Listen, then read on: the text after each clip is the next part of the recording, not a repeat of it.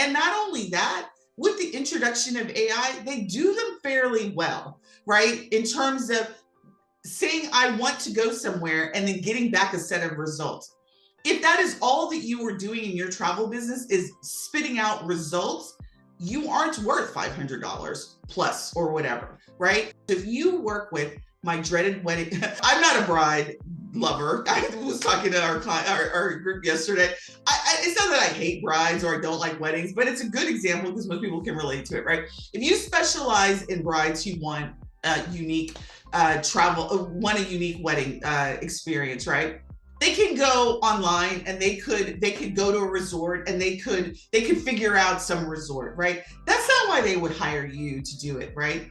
They're hiring you to help rally all of their family together, to get all of their family out of town at the location, and then create an amazing experience without the back and forth, some international, they don't want to even make the international calls that need to happen, right? That's the value that you bring. So the service that you bring, it's not just about getting them to the destination, it's all the work that gets them to the destination.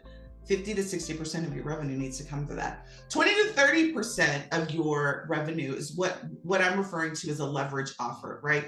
Not everybody is meant for groups. Not everybody likes to do groups, but man, 30% of your revenue, if you want to specialize and focus on fit travel, having a group trip or two leverages the duplicity of having multiple people sign in, right? So you could do a group experience, you could do retreats, you could even host a masterclass, right, for your ideal client. So it's not that it always has to be a trip. I want you to think a little bit more creatively. And then I am, I would say probably for the last 3 years, I am like double down focused on passive income streams. So I'm not talking about like starting a team and getting residuals like the normal travel model, right? I'm talking about passive income that you own that doesn't require your direct time. An affiliate partnership. That is really what you should consider the commission checks from your host agency as affiliates, right? So